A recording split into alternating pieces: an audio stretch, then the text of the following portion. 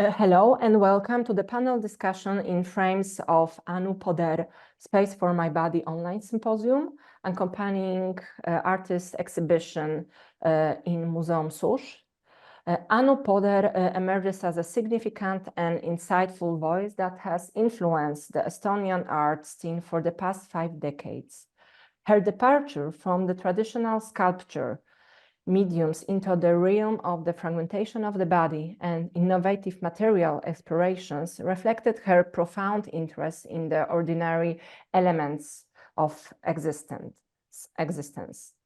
She dared to redefine the medium through soft, pliable materials and managed to combine brutality with the softness and ephemerality of form. My name is Agnieszka Sosnowska, and I'm a curator of Dysputation Susz, a discursive program at Muzeum Susz, and assistant professor at the Institute of Art of the Polish Academy of Science.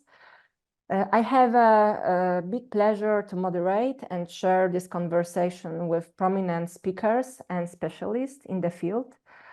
Please let me introduce them in alphabetic order. Alina Szapocznikow is a London-based curator, art historian and writer, assistant curator of international art at Tate Modern. She works on exhibitions, displays, and the performance program, and as well is responsible for research and acquisitions into the collection with a focus on Central and Eastern Europe.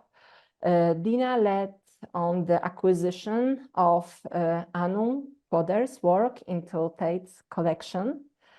And her most recent curatorial projects at Tate, this is, for example, the exhibition of Magdalena Abakanowicz, Every Tangle of Thread and Rope. And I think we will also have today a possibility to talk about Magdalena Abakanowicz. Later we have Linda Kalyundi. Linda Kalyundi is a historian and a curator, professor of cultural history at Estonian Academy of Arts, and senior research fellow in environmental history at Tallinn University. She holds a PhD from the University of Helsinki. Kalyundi has published on Baltic and Nordic pre-modern and modern history and historiography, collective memory and nation building, as well as the entangled histories of environment, colonialism, and science. She has also co-curated a number of exhibitions. Adomas Nakrevicius is a Lithuanian curator and art historian based in London, currently curator at Cell Project Space. His research interests include nonlinear histories, time, the body, sexuality, and the limits of representation. Previously, he curated at Rupert in Vilnius. Anna Szykowska-Piotrowska is art theoretician, philosopher, and linguist. She's associate researcher at Sorbonne and also associate professor at the Academy of Fine Art in Warsaw and assistant professor at the Frederick Chopin University of Music. She's the author of books Afterface, Transgressive Visibility in Art and Philosophy, as well as Directing the Waves, Thinking in Visual and Musical Avant-gardes. So welcome. This panel discussion will revolve around the notion of body and defiguration in Anu Põder's Oeuvre. So I will start with some maybe a bit general question, but I would like to quite quickly, that we get into the subject. Anu Põder's works from the 80s often depict fragmented, bound, and deformed body parts. They're both cruel, soft, and very deeply moving. They primarily deal with the female bodily experience and psychological analysis. And I think that when we hear the phrase Põder and the body, I assume that we have exactly these works in front of our eyes. And I wonder, how do you see this work as a way of working with a personal trauma, or rather a record of the condition of a woman in the 1980s in Estonia, or I would even maybe generalize to the, the East Bloc countries. And this is maybe the question that I could direct first to Linda. Yeah, thank you. I think it's really one of the crucial issues to depart from when discussing Anu Põder's work. And I think, like in many ways, her reception history has been very much, on the one hand, on the ways how she handles gender through and personal trauma. But I think that as this rewriting of the history of feminism and women artists in the late Soviet period has been changing and evolving in the recent times, then I think we also need to contextualize her works more at the background of these broader discussions around gender, sexuality, and women's role in the late socialist period. So I think it's really crucial to emphasize those aspects more, and also to see these connections between her works and many other late Soviet Estonian artists, including the printmakers, not just sculptors, and also designers who very much deal with the similar issues. So I think there is a kind of danger in just focusing on her life story and just emphasizing the personal trauma. And I think it also empowers her and gives more agency and credit to her, both as an artist, as a thinker, if we relate to her artworks to these more broader social and gender issues of the time. I would love to jump in as well. I think, Linda, what you've said is so on point. But Agnieszka, I love your question as a kind of provocation, or parts of the question as a kind of beautiful provocation, because there are a couple of things in there that I think the artist herself resisted. I think Anu Põder herself resisted, which was this reading through the lens of personal trauma. So famously, and I think part of the challenge of working with her practice has to do with the relatively low number of interviews, conversations, statements that she made about the work, or specifically even when she made statements about the work, she absolutely avoided the discussion of biography. And that seems very, very important, not only in terms of respecting her wish, but at the same time in avoiding speaking about women artists, of course, through the lens of biography only. And I think the question of trauma is an incredibly important and interesting one, but I would treat it through the lens of affect. What does the work do? What does the work bring about? And why, or rather, what makes the work so resonant in the present? I think that's what makes the work so powerful, that we can attune to those gestures of whether it's cutting, slashing, binding. What does that do to us on a bodily kind of relational level? And how does her formal language speak across time rather than through necessarily the lens of the personal? There's also another quick, I'm going to stop in a second, but there's another quick point that I think I'm going to already throw in here, which was the question about the Eastern Bloc and whether the specificity of the Estonian experience can also then connect up to the wider space of Eastern Europe or Central Europe. We can discuss names. Which is that, of course, living under socialism and living within the Soviet Union are two very different things. And we might wish to discuss a little bit further of what it meant to exist in these conditions of being a woman artist within the context of the Soviet Union in Estonia versus somewhere like Poland, which I would say are very, very different contexts. Yeah, I will jump in as well. I broadly agree with all that has been said so far.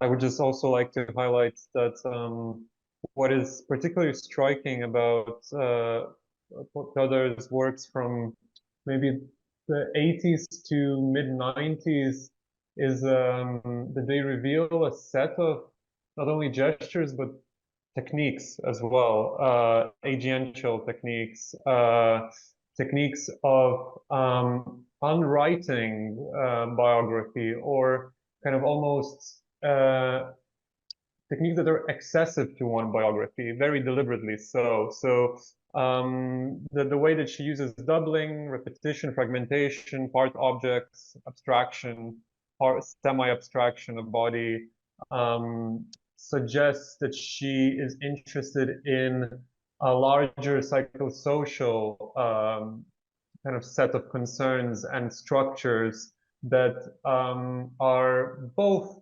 embodied and personal, but kind of are excessive to that. And to me, that is a particularly interesting strand of her practice that I've been working on for quite some time. Okay, if I could also add something, I really like this, what you just said about the unwriting of autobiography, self-biography. I think this is what can resonate with us still today in those sculptures like doll which was made to sit or doll which was made to stand. And actually I have a very particular association with it that I can share with you. Maybe that could give us some new ideas for paths of interpretation. I have this association which is very strong, that's still in me from like very early childhood days of a roll call. So like a moment where we are called upon to stand straight and our names will be read, and actually there's no, although these are our individual names, the idea of individuality disappears because we are there in a group which is supposed to stand alike. And those two figures make me think about this moment. I think it was probably something pretty common in schools in the countries of Eastern Europe, in the way that discipline, for example, was introduced. So I think it has a lot to do not only with experience of a woman, but overall an experience of a human being that is confronted at the same time with like collectivity, discipline. So of course that takes me to Foucault, who's not far away time-wise with his idea of discipline and punish. And of course, one of those instruments for this is education. So education here would be a very important trope, which works on both levels, right? The individual level, but also always the collective level. So I think this is something I'd like to share. I don't have like ready-made conclusions for this, but I would like to hear whether you can relate with it as well. In terms of just a quick note, in terms of the doll artworks and before the performance artwork, I just love the fact that, of course, they are disciplined. They are given a set of instructions to sit, to wait, to walk, but they're given those instructions by the artist herself. So she plays with this kind of lack of agency and kind of reverses it in a very generative way. Yeah, but isn't it what we always do? I mean, like that's the case with playing with dolls, right? That usually what happened to us, we replay it with dolls. Like, I don't know, kids being seen repeating what they were done to, right? So it doesn't have to concern parents. It can concern some other sort of authority or power as well. I love more how general. quickly we're landing within the realm of psychoanalysis here. It's not psychoanalysis. Foucault is not just psychoanalysis. No, for sure, but not on the case of Foucault. But the idea of that sense of repetition is a completely psychoanalytic idea that I think will also, at some point, would benefit from touching upon. I think the idea of education, though, is interesting there too, from the perspective of discipline, because one of the things, of course, we're kind of avoiding biography in a way, but one of the things that's quite integral, I think, to her practice as an artist, so to Anna Põder's practice as an artist, is her function as an educator herself. One of the things that remains, and one of the ways in which I think many of us as art historians, curators, have been able to engage with Anna Põder's work in more recent years has been through conversations with people that she has taught, whether it was in the context of a school in the 1980s. So she was, teaching children, actually, and then later on in the context of what is now the Art Academy. And I am interested in the dynamic of then perpetuating that, if you call it a kind of disciplinary mode in her own way. So that tension, right? That tension that runs through the work of, you are neither only the victim nor the aggressor. In a very, very roundabout way, somehow that plays out in her own work life mode. Yeah, that's a great remark. Thank you for this remark. You're right. She's not only the one who receives, she's then the one who also has to have her own approach to that, right? Because she will be the one sharing her knowledge, sharing her ways with art. And Linda, actually, It's here I'm very curious to ask, as this is a gap in my knowledge about Anna Põder's biography, what has been her approach to teaching? Have her pupils become parts of the Estonian kind of next generation of Estonian artists? And what would be the kind of reception of her methodology as a teacher, as educator? Yeah, I haven't specifically studied it myself, nor do I know whether anyone has gone in depth about her teaching methodologies. I think there is this our legend around her life story of her being a brilliant teacher, and appreciating not only the opportunity to teach at what is now the Academy of Arts, where many of the prestigious artists also taught at the late Soviet period, but she was also teaching school children at the Tallinn Art School, which was the most prominent children's art school in the late Soviet times. And many of her students have indeed become prominent installation and contemporary artists like Kris Lemsalu or Anu Vahtra. So, and I think they've often pointed out in relation to her legacy, but I think that there is this kind of broader approach to her way of handling teaching in the sense of not valorizing only the teaching of champions or the new legendary artists, but rather valorizing also teaching school children, many of them at this children's art school as well, which I think is important to stress out. I would maybe come back to the dolls, mannequins, also just to ask you about how do you see this decision to work with this medium? Because there appears this idea, dolls, playful. I see a lot of not playful atmosphere in Põder's work, especially when she puts her dolls in positions which are very uncomfortable, for me, especially the doll made to sit, where you're not able to sit that way, a body position. It's for me very, very brutal in a way. And we know that this period in Estonian art, it's a period connected with the bronze age of Estonian sculpture. So like the mode of figuration was like totally different.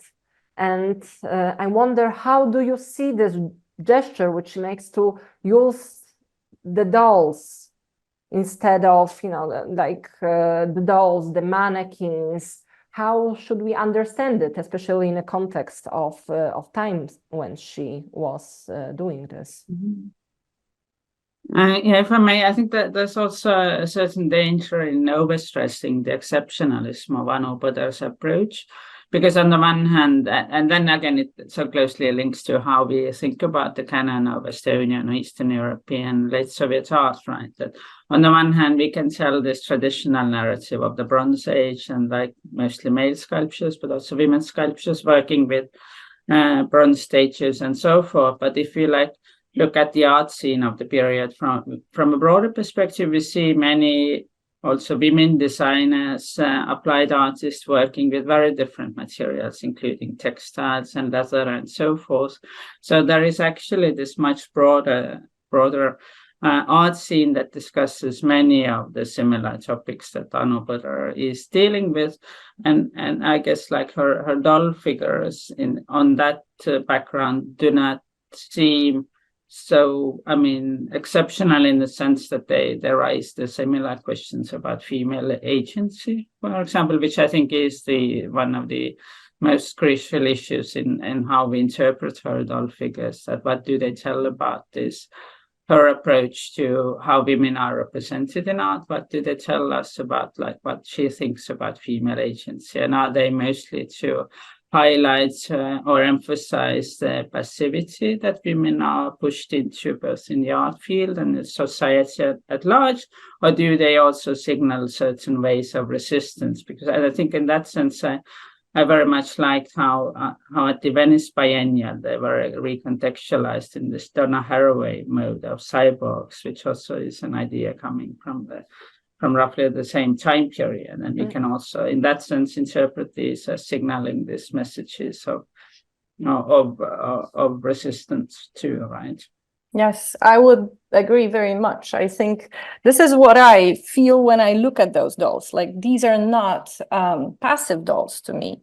And this idea of slashes, I wouldn't be sure. I think I would rather agree with Agata Jakubowska, because I think these are more like clashes, the moments where something is bursting, the things which are covered with plastic to look like perfect, to cover the organic with the artificial. It's impossible to hold them back, and they're actually appearing.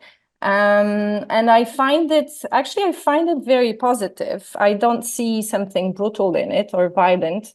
The way I read it is that there's something positive, and that these are some emancipated dolls. So we can say cyborgs, maybe, using Donna Haraway's idea of cyborgs who are, one can say, dolls which are very self-conscious, right? So they can radicalize themselves.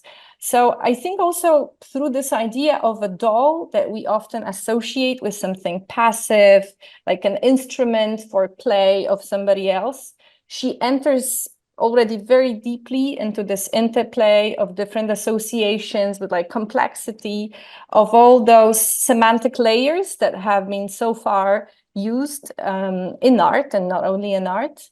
And she does something amazing because she's able to give her own meaning to it, like a new meaning that after such a long time finds like other like women who can dialogue with her. You mentioned Donna Haraway. I mean, dialogue in the sense, in a metaphorical sense, right? They never met, but in a way we can see them as companions in this kind of adventure, to somehow redefine those passive ideas of a doll, of a mannequin, of like a cyborg, a robot, right? And give it some new life, a life of its own, something that probably we are witnessing today on different levels. So yeah, I agree very much that it's not just about passivity with those dolls. And what happens when she starts to build composition of total fragments of the body? When we don't have really a visible doll, but some sort of a composition built out of fragmented bodies, very often cutted and so on. I think it's also very interesting on the level of agency, right? What happens when the body is not a whole, right? When it becomes parts. Is it that each part has an agency of its own, or what is it? I think it's also some kind of question about fetishism, like us fetishizing certain elements of the body, and like the body being not just the composition of something, but it's also the composition in many moments that we prefer not to see. In this case, I think it's really worthwhile briefly coming back to before the performance, which I think kind of codes or signifies a lot of, or kind of preempts a lot of techniques and gestures that then start recurring in the later compositions that are more fragmentary, more abstracted. I think there's Põder is a master of ambivalence, or holding two contradictory statements or affects at once, or even more than two. And we've been discussing about the passivity and activity or agency of the dolls. But for me, what's very interesting is that on one hand, there's this formal and kind of material technique to create part objects within, even before the performance, by kind of almost cutting up or highlighting certain parts of the body to kind of suggest that they are certain desirable, almost like kind of butchers, kind of yeah, slices of the animal, almost something quite vicious and brutal like that. But at the same time, and of course then there's this linguistic system, but like signification on top of it, the letters on top of it. But at the same time, there's that bodily depth, right? Which is something that a lot of artists might not go towards. So there's a sense that there's the gaze that Põder is kind of critiquing, this kind of desiring, kind of violent gaze that wants to take, wants to consume. But at the same time, there's this another set of techniques, sewing, layering, hiding, obfuscating, that preserves a bodily depth, which for me is that really productive kind of ambivalence of, or holding of a certain tension within before the performance, but then later work as well. And I think that especially starts becoming prominent with very old memories and other works from the late 80s, early 90s. But even with before the performance, there's also this one more layer of how you might read the markings on the body, and that sense of butchering really resonates, I think, very, very strongly.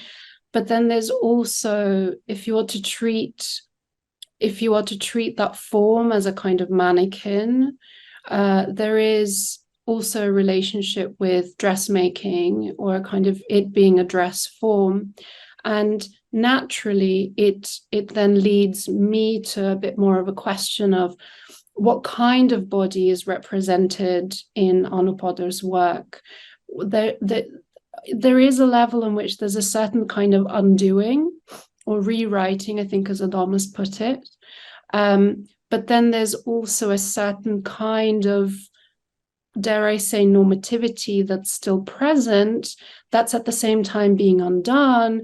And that's why that ambivalence becomes really interesting, because it's there, but at the same time it's kind of moving away. And I think, Agnieszka, your comment about the later works, right, when the body becomes more of an abstracted form, the rolled up figures, the kind of the softness that enters subsequently, much more maybe explicitly, let's say, there is an obvious kind of reworking of the body, but at the same time, there's still something present that has not totally left, which is for me super, super interesting. I think that psychologically captures a much more kind of gray space that acts more powerfully psychologically. And before the performance, there is maybe one detail that I would like now to talk about, because the sculpture, like the work, is decapitated, the head is missing. And maybe that would be a question to Anna, who is specialist on the philosophy of face. How you see this? You know, this work that suddenly misses, just in fact, it just misses the head, which happens. It's not the only work of Põder when we see this this gesture. Okay, thank you, Agnieszka, for this question. It's a lovely question on decapitation. No, actually, it is, because I think in history of like philosophy, from where I come, it's very meaningful, the lack of the head. Actually, it's already in Plato's dialogues that it becomes noticed. Then these are like two different levels to think about the head and the face, and to think about the body, because we looking at the face, also for some, head and face are not the same. Like, for example, for Deleuze, who observes paintings of Francis Bacon, right? It's these are also two different levels of understanding subjectivity. But the lack of the head brings us to what is bodily in its impulsive kind of sense, like bodily, not focusing on identity as what is being present in the face, as like the carrier of like deeper meaning, soul, etc., etc. So, for example, in Plato, what's being said by Haitefron, don't know if it's the way we pronounce this name in English. Well, he says, look, if his face, his head was missing, we would see even more how beautiful the body is. And actually, this doesn't change that much from the Plato's dialogues to like surrealist remarks on how this dynamics between the face and body works. For example, we can easily find it in Rémy de Goncourt, who writes about women without their heads or faces, that it's much easier to have some erotic fantasies when the face or the head is missing. So this has been actually described beautifully by Agnieszka Taborska in her book on surrealist painting. So I think this is actually a certain dynamic between those two understanding of our bodily existence, like one more sensual and still connected to like mind, and before that to the soul, and the other one which is more connected to body as like a container for all that there is that we don't want to even think about, like, I mean, intestines and all this. It's a mechanism, and at the same time it's something organic and sensual, right? So it's been, for a long time, it has been something that we kept a little bit hidden, and the body becomes present. For example, in philosophy, it becomes present with such personalities like Nietzsche or Merleau-Ponty, and it happens like super, super, super late. It's unbelievable for us today, who are so obsessed with the question of body in art and in philosophy. It's difficult to think, oh my God, so what was going on then? Where was the body? Well, it was absent, and because it was absent, of course, as usual, it was also very present, but just in a undercurrent way. But here I think the idea might be in line with what was said in Plato's dialogues, and also with those surrealist comments, that actually she just wanted to focus on the body as such. And indeed, the lack of the head, it allows us to progress even further with abstracting this body, that it's not a body of a certain particular, right? We can imagine it much more like anybody of any possible woman, because that this is a woman like we actually do guess. So I think this is going in this kind of direction. And I would agree very strongly that there's this wonderful ambiguity in it, which is on the one hand dreamy, making us think of those, indeed, those journals which showed how to make a dress for oneself in the moments where it was not possible to pursue one's dreams. In Eastern Europe, that was deprived of a lot of lax products. And on the other hand, this consumerism can be taken to a less optimistic and less nice territories, with indeed this association with, like, for example, the drawings that we see in French restaurants, which part of the cow do we want to eat? So yeah, this ambiguity here is very present. But she seems to deal with this ambiguity of whether we want to look at the agency, at the person, individual. No, this is going to be a body that represents a certain common situation of bodies of women. That's my take on why there's no head. What you have said just brought me to think about sexuality, eroticism. Also, because in the same space in Museum Soch, we have like the sex dolls, like the other work which use this ready-made dolls, and yes, so like the issue of eroticism. I know that Adamas is working on the exhibition, which like focuses on this topic in the in fact, in Lithuania only, or in the East Bloc? The Baltic region In from Baltic the region. 1960s So, till today. And how would you see this work, or in general, Anu Põder's, in terms of eroticism and like this issues? I mean, it's an interesting question. I would say something that we unfortunately will not have any of Anu Põder's works in the show because they are all in Museum Soch right now, but which is a great pity. But what we've during our research, myself, Inga Latze, and Rebecca Potsam, what we've the kind of let's say temporary conclusion, or like a provisional conclusion that we came up to in relation to what changes, broadly speaking, between the 80s and the 90s and the perestroika and the collapse of the Soviet Union and the Baltics and representation of the body, is a certain there's a certain collapse of the public spectacle of Puritanism that happens in the early 90s, and suddenly all the hypernormative ideals of masculinity, or ideas around masculinity and femininity, can be both critically assessed by artists, but also kind of pushed to their extremes in a relatively uncritical fetishizing sense.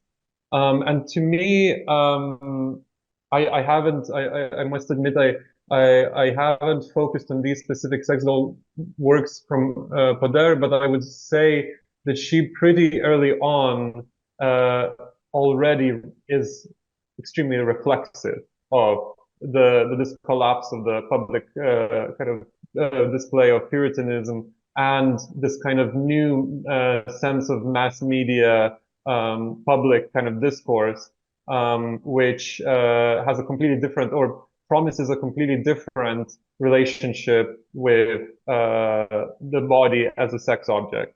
And for me, that work kind of engages with that already, and it's from, if I'm correct, from 1995-ish, around that era. Or Which work? The work you referred to, the sex doll 99. work. 99, yes.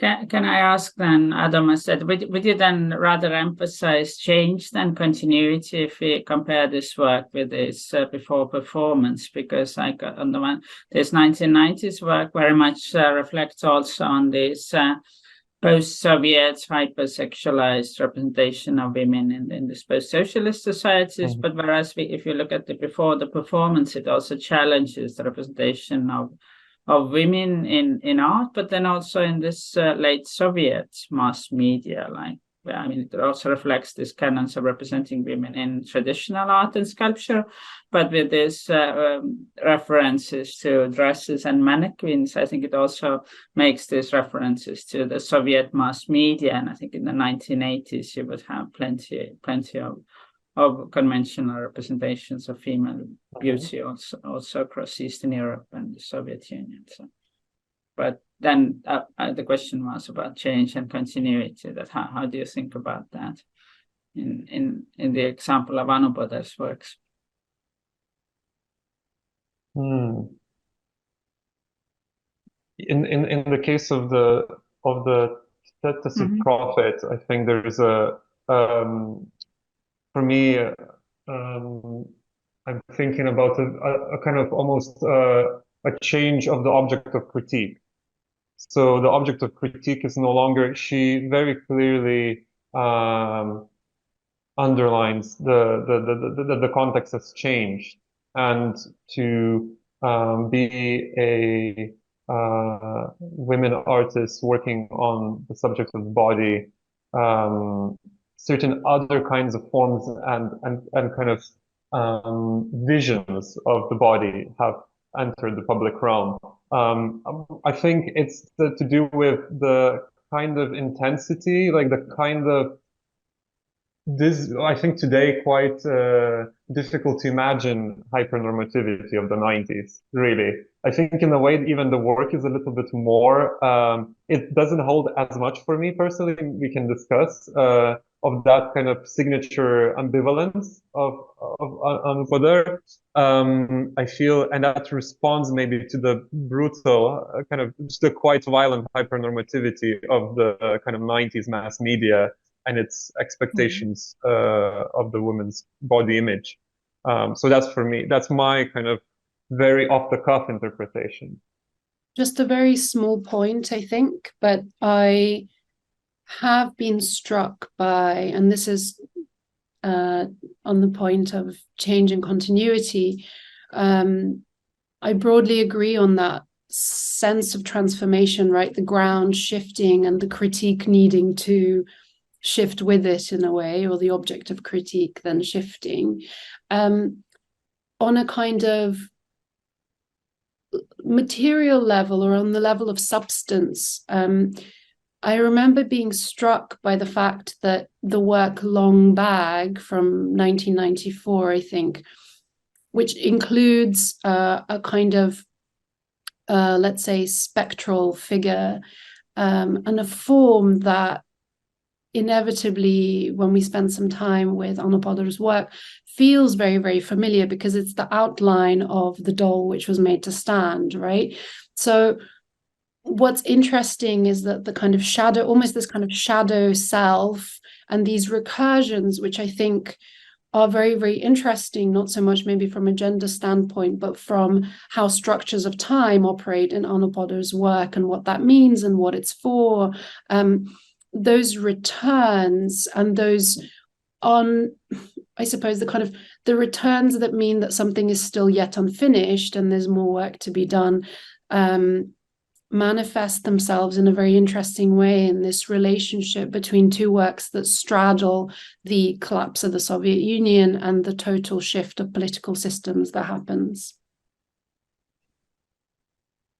I would like to come back to this question that you asked. I found it great. What kind of body is it? Like, I think it helps to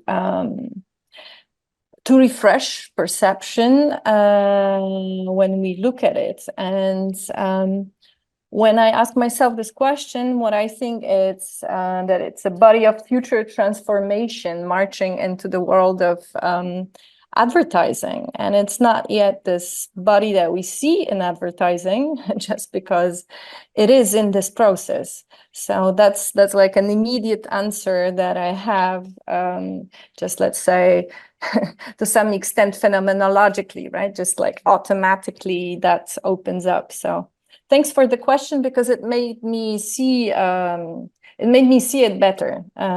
Just asking the right question sometimes changes the way we look at works. I mean, so that worked. I admit that I have always been struck by her use of plastic, particularly for those mannequin works, the slashed torsos, right? But I have always been struck by the fact that the plastic had that very, very fleshy quality of like a kind of almost like a perfect body, which of course makes the violence even more interesting. And the relationship between the plastic there and then the plastic that we see in the work of 1999 with the sex dolls. I think that straddling is also interesting. It is, but it could. Yeah. Sorry, go ahead. And the kind of material history of the sourcing of that 80s plastic, which, if I'm correct, and I'm sorry, Rebecca Paulson, if I'm not correct, but it comes from a friend who has been working in hospitals. Brother. Or brother. Which is something we haven't mentioned today, and it was used to make really like a sort of a gorset, yes, orthopedic gorset. So it really had this discipline inscribed in the material, and it's for what it was used. And again, that ambivalence between discipline and kind of a sort of skeleton for healing. You know, so there's that kind of corset that kind of both protects and suffocates. And then, of course, the 1999 is something completely different, and it's a ready-made, of course. Yeah, just maybe it's also important to remind us all that plastic was not something that we criticized so much back in the 80s or 90s. Like, I feel like I spent much of my childhood dreaming of plastic because the things that I wanted were made of plastic. So maybe the change between the 80s and the 90s is also brought about with a different consciousness of what this material is, right? And of course, today, when we look from our perspective and knowing what happens with all the plastic, it's just going to be a different perception. So just a little reminder coming back from 80s. I think this is something that Dina has been, at one point, I think our essay was very much straddling into the direction of the untimeliness of plastic. And Anu Põder's work, at the end of the day, it became more of a secondary argument. But absolutely, that is a very important thing to say. At the time, the malleability and the sheen of plastic and the kind of, it's kind of almost magical pliability and transformability seemed extremely attractive. Yes. And not to, I think not to think in binaries too much, but that mindset shift, and is so, I think, so important, where I think spending a bit of time with how Anu Põder understood plastic in her material universe at the time, so working, you know, in the 80s in particular, where actually plastic sits in the same realm as things like epoxy in the 90s, things like soap that degrade, that perish, rather than what we see it today as this impossible to destroy, impossible to get rid of, impossible to process, absolutely unnatural thing. Actually, in the, dare I say, kind of cosmology of the materiality of these things, it's it's there with the lightness, it's there with the perishability, actually, right? Because the specific kind of plastic that she was using, the medicinal one, does perish, and as I understand, poses an absolute conservation challenge to the teams that are looking after those works in Estonia, the Art Museum of Estonia. So that's kind of interesting, I think, to spend a bit of time with, to look at. And the way that, yes, I mean, I think Adamas alluded to the fact that there's a kind of untimeliness that she's operating with as an artistic gesture in her own time. But it's interesting to then see how even when her work is gaining so much more traction in an international context and almost being kind of, let's say, provocatively kind of put into art history or being positioned within art history, there's this little moment of using a material that's so almost inappropriate to the kind of contemporary environmental dialogues that I think is so, I love that. It's somehow so clever, because she's then becoming almost out of time again, but I think in this gesture of provocation that keeps her work somehow so live still. But that's a digression. Let's go back to the question of the body.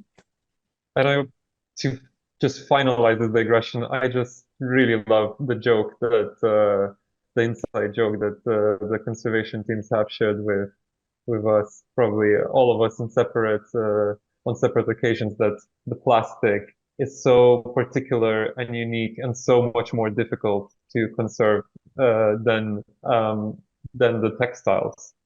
So the kind of the toxic, the environmentally unfriendly material is the most kind of, it has perished, decayed the most, and is much more difficult to somehow find a specialist right now who could somehow put it back into its presentable form, which is such a, as Dina was saying, Põder move in a way. So yeah, I really love that detail. Yeah, we mentioned already long back, and I would maybe stop on those, would like to stop on those works which mark this process of disappearing of the body in Põder's work. Like in long back, like for me, it's one of the most striking work that works really very strong on me, and I built at once a lot of associations of entering the darkness, disappearing. And so also I was wondering how you see this work also in this line that we have long back, and not long later she creates the space of the body, which is like, let's say, considered the work when the body finally disappears, and she totally changed her way in which she's working with the body. Yeah, like her philosophy of the body like makes really like a big change or turn.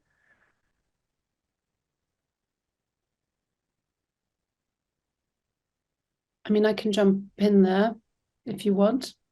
I do have some things. I think this idea of disappearance, obviously so integral to what she's thinking through in the 90s in particular. I think it's also Rebecca Polsam, who I think will keep reappearing in this conversation as an absent present. Mentioned this interview that Anna Põder gave in the 90s, and where she talked about making that conscious decision about whether she would create works that last, or whether she would be creating something that's more of a conceptual gesture and this kind of disappearing gesture. And Rebecca says that she opted for something in between.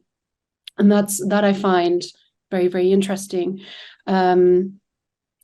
I have thought about the sense of disappearance, and particularly the disappearing body, a lot in relation to the work that is within Tate's collection, so the activation version of the tongues. And it has that quality of liveness that Anna Põder instituted in the work, which was, as a series of tongues at an exaggerated scale made of soap, with one tongue always resting in a bowl of water, the water needing to be refilled as it diminishes, and then the soap tongue slowly melting away over time until it disappears completely, then to be remade again into this kind of, suddenly we end up in a really interesting kind of cyclical cycle of time, which I think is also interesting to think through in relation to let's say rural modes of knowledge, but again, that's maybe for like a slightly different point. But that sense of disappearance that at the same time maybe somehow resurfaces again is very, very interesting. So it doesn't feel, or rather, it has never felt like a total disappearance. It's not only the violence, but there's something strangely nourishing going on. There's a return, there's this constant return there.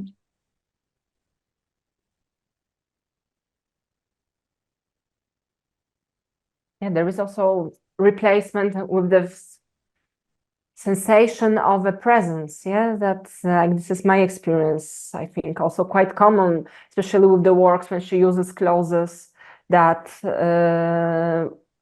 that you have this very strong feeling of a presence. As through building of the sculptures, you have such a strong sculpture, then the body can disappear, and what stays it's only like those clauses in which she also later makes holes, puts the light. So I would say even in very direct gestures, she suggests this presence of enough of a body or of someone, or I think it's also very individual what we feel when we just enter the exhibition space and see these works from late 90s and, like, let's say after the political turn. Yeah, I think it's also interesting, like how she uses plastics to address these different issues with regards to the representation of body or different body parts and norms related, especially to female body. And then, like in the 1990s, moves to work with textiles, where like the body itself disappears, as you just described. But then we can also ask that what appears then, it appears like this sets of different kinds of social, political, or historical issues. I'm not a very big fan of these claims, which would say that Anu Põder works moves from working with private trauma to working with the public trauma, because as I think we have all like explained in different ways, she also works very clearly with different social issues also in the 1980s. But then again, I think it's interesting that how this working with the textiles or working with different like modern human materials, like the soap, that enables her to address these different historical traumas of the 20th century that are not just peculiar to Eastern Europe or Estonia, but to a larger set of problems. And I think it's also, we can think of like how these materials then relate her to this international art scene, in the sense of, if you think about like the use of textiles also in the art of that period, or also in the mass media of the period, and how they relate to the different traumatizing issues related to the Second World War in particular, the clothes also, and as this different symbols in the arts or in the mass media relating to genocide and so forth. In your text published in the monograph, you also build this, like you work a lot with the relation between the body and memory. And I think here that's also very interesting. When I was now going again through all the texts, I was just wondering if you both, like you and Dina and Adomas, would agree on this notion of memory and time, how her work, it is still historically, related to the history, and how much it's, because in Adomas and Dina's text, there was this notion, I'm sorry, now I'm trying to, of temporalities and getting out and in to the time. I was just wondering how you would see those two positions just among yourselves. Yeah, for me, I'll try to be brief with this. I feel like, again, there's a very intentional negotiation of the artist in her own negotiation of her artist position in the both in the local kind of national art landscape art history, but also in the kind of more global European at the time perhaps art history, and her position was, to me, particularly interesting in the sense that she wasn't dismissed or kind of completely shunned, sidelined, nor was she a mainstream, let's say, spearhead of the period during its time. So essentially, that is so with Põder, we cannot really use that quite easy, quick fix of the marginalized woman artist who now needs to be reinserted. Or if we do that, we are kind of taking the easy route. But I think what is a more interesting way of approaching it is actually seeing how she worked with time and temporality in her own practice, in her own sculptures, and to, as you mentioned, Agnieszka, to highlight this kind of going in and out of time. So essentially, she's referring, she's walking between, straddling that line between the social and historical time and memory, public, collective memory, and personal, familial, psychological, social dynamics. And that sense, I feel, is exactly the tactic that she used to be comfortably, again, from a position of agency, out of sync with the concerns of her own time. So not out of sync in the sense that she's anachronistic or she's sidelined, but out of sync to be able to pinpoint these to these either structures, their gendered nature, to criticize them from a position of agency and a position of and using formal techniques that didn't have maybe equivalents in theory and art historical language in the region at the time. So that's kind of my mental map of how Põder uses temporality and various temporal devices to be productively untimely or out of sync with her own time in the 80s, especially, but I think the 90s as well. I could, yeah, sorry. Sorry, go ahead.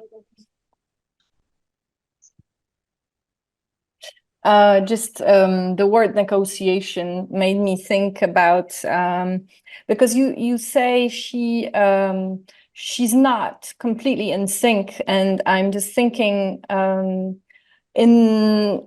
thinking about the long bag, which is to me the most difficult work of hers to think about, impossible not to think about, but also when you think about it, the thinking is gone.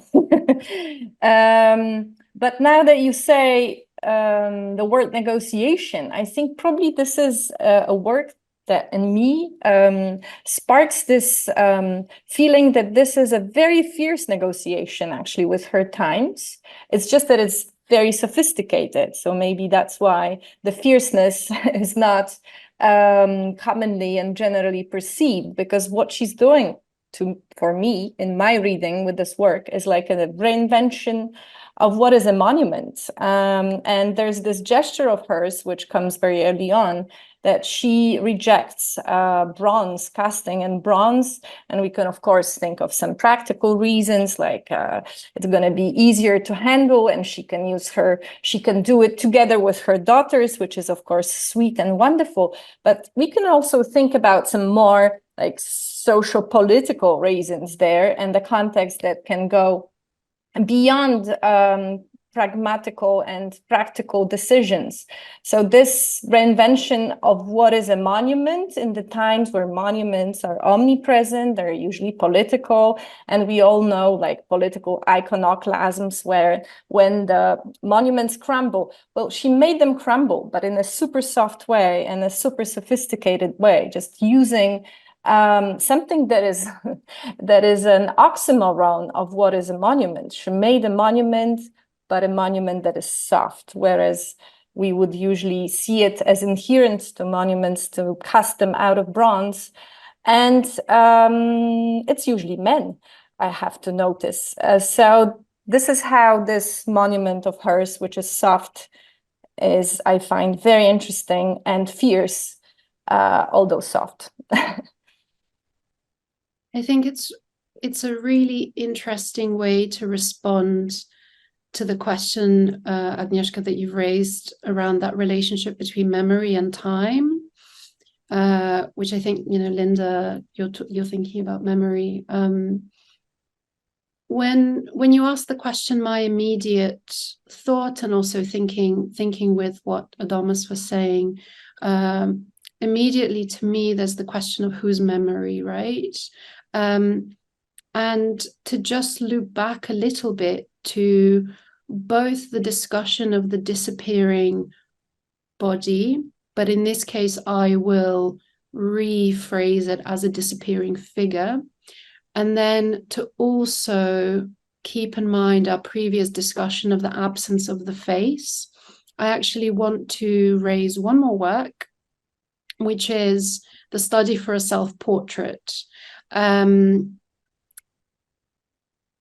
which in a way for a long time has maybe not even been considered within the larger body of work as a sculpture that sits alongside the others, but has this really interesting ambivalent status, a life mask of Arno Põder that was produced in the 1970s, obviously attributed to her, but would need to have been created with the help of someone else, inevitably.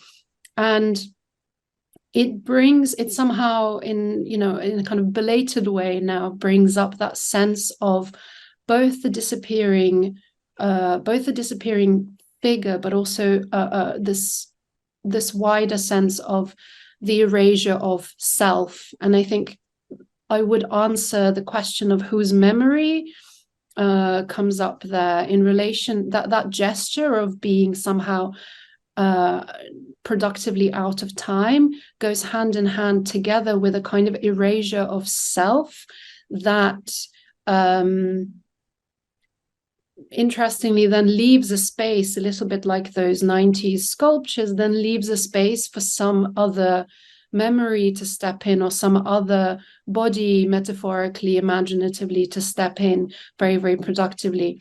The study for self-portrait is so interesting because it carries that ambivalence of having the very, very close and indexical relationship to her face, the face that may always be absent from her sculptures, though I do not always agree that the sculptures are her own body as such, or kind of stand-ins for her own body. So I'll be careful there. But what's interesting in the study for a self-portrait is the process of creating a death mask is a process of asphyxiation. So the art historian Hanneke Grottenboer talks about the fact of having plaster poured over your face when you are living, when you're still living, because of course life masks have a relationship with the death mask in the kind of wider European tradition. You are asphyxiated minus having these two air holes that keep you alive in that moment.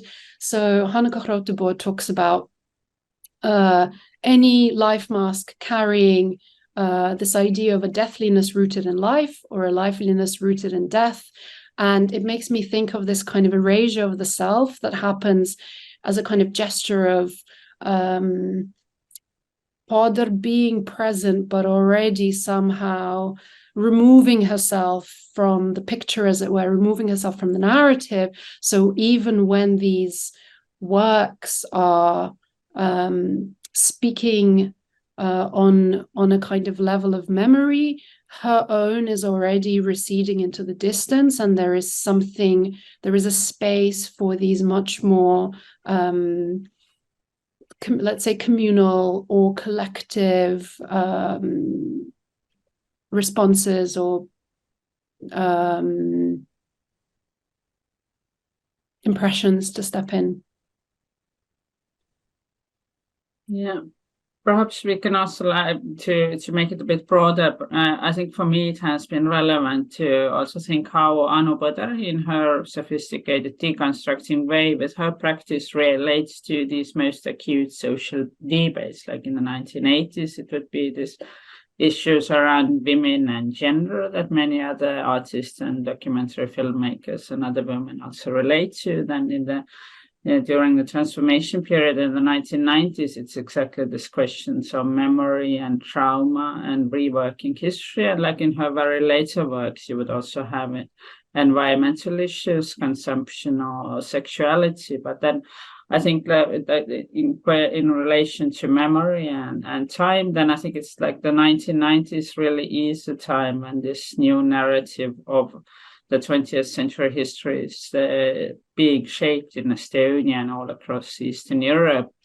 And memory scholars have talked lots about these different norms that are created, or normative narratives that are created at around the same time, like this national hero suffering from the Soviet-tended Nazi repressions, but nevertheless heroically resisting and not being like liable to collaboration and so forth. So I think it's Anu Põder's works in that respect again provide these more sophisticated, more nuanced, less easy alternatives to how to think about history and memory and trauma at around the same time. And I think it's also interesting, like how some of her works, the boots, also relate to the representation of masculinity with the wars and traumas of the 20th century, whereas the pattern as sign that they also take an interesting stand towards gender, because they are not that easily to relate to either femininity or masculinity, especially if you think about like their background in the Estonian countryside. So they could be worn both by men and women, right? They then also provide an alternative to this otherwise very gendered narrative of the 20th century, of the Second World War and the early Soviet occupation in particular. When I was thinking about the memory, the thing that I somehow had in front of my eyes were the worn clothes, which became one of the key medium for working with the history, which is also so, I don't know, let's say now it's not so sophisticated, let's go. It's like very direct way that she works with the memory and history. And then I think it's so difficult with this material, which is so heavy with the history, with the traces of other people, that I think it's extremely difficult for artists to get this material out of the time, because of this, everything what it's related, or which is already what's the past of this material. I think also to relate back to what Linda just described and discussed, the kind of the formation of the national hero in Central Eastern Europe in the 90s, and to relate it back to to Dina's idea of self-erasure, I feel, I sense that Anu Põder negotiates this space through abstraction, through fragmentation, but especially through abstraction, and that kind of leans into figuration, erasure, self-erasure at certain points. Especially when she knows that figuration or other kinds of commentary wouldn't be generative ways of addressing a certain subject or a certain political issue in its own time. For example, I'm thinking about the work Lectern from 2007, which is one of her most directly political works, in a way, could be considered one of the most directly political works that work with historical memory in a way. But essentially, again, she uses that same or a similar device of exterior, interior, the interior being burnt, the exterior being kind of a clear-cut message delivered from the lectern. And essentially, so she kind of omits or kind of deletes the content of the message, potential kind of critical of the national hero or the heroic narrative, the national heroic narrative, but you sense in the the work of abstraction and the work of erasure of the message that is there to be again read potentially out of sync, to be read in the future in a kind of by deferred audiences. So essentially, I feel like now, from like maybe late 2010s onwards, in the Baltic region at least, we're much more able and capable and wanting to question certain narratives that have been built, developed, and entrenched in the early 90s and throughout the 90s. And perhaps the context was not right or not right at the moment. So again, Põder negotiates that space for a deferred audience to then converse and build upon that work. I would maybe now gather the last comments to close the discussion. So if you have anything to add, that's the good moment. Just a thought about self-erasure. I definitely agree. Just to add, maybe it was implicit in what was said, just thinking that it's not a kind of like self-erasure in human condition and death. To me, it's more self-erasure in collectivity. And all those gestures of using particular types of bodies like dolls or mannequins or cyborgs, for me, that only accentuates the self-erasure, but as I said, not through death, but because of what is collective, like giving up certain self-reflection because of concentrating on like human condition, women condition, and so on. So to me, this is not like death self-erasure. Mm-hmm. Perhaps to add just one more layer to how Anu Põder's later works relate to national narratives and memories. And I think that one of the aspects where she's very original is also like that how many of the materials in her later work originate from a family farm or from the Estonian countryside, which is also super loaded in all across Eastern Europe, again, in national memory as the symbol of the golden age of the interwar period independence, and also as a symbol of repressions of the national body during the Stalinist times. So, but again, how she opens up these two different alternative interpretations, and then also brings in this non-human perspectives, because many of the materials come from non-humans or more than humans. So, and I think this kind of eco-critical reading is something that perhaps is still waiting to be done with regards to Anu Põder's works, and it might actually add up very many interesting layers to also to her handling of gender, both in the late Soviet times, but also in the post-socialist period. Just to add, I think it's to your point, Anna. I think it's a really beautiful kind of reconciliation of the disappearance of the self in favor of the collective. I think it's brought a conversation into this really beautiful loop. Death, I think, talking about a kind of metaphorical death rather than I suppose a literal one. And on the point of the rural context and the farm in Kanepi, it's interesting. I think it's interesting the way you talk about it in nationalist terms in the 90s, because I've always looked at those works as somehow embodying a kind of rural or a local alternative to whether it's cosmopolitan narratives or whether it's kind of homogenizing narratives, and structures of time to me have always been very interesting in those works as possibly ways of embodying rhythms of time more aligned with nature, right? So thinking about the way that the soap sculptures Põder spoke about as borrowing modes of knowledge from women who were boiling soap on the farm in Kanepi. And of course, this is where the more than human comes in, right? The animal fat that's being used in the work. I remember the conversation about the smell, that it's really, really palpable, that it's a kind of animal product, the violence of that.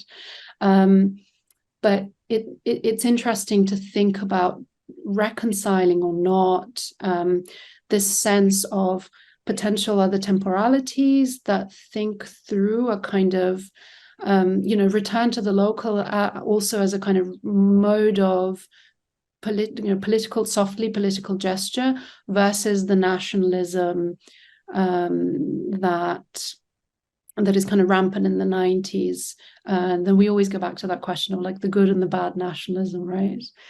Yeah.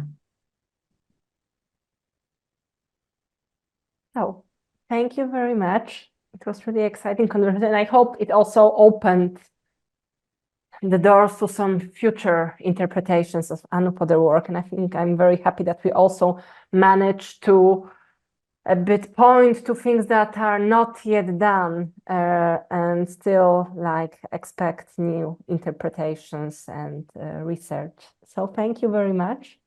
Thank you. Thank you.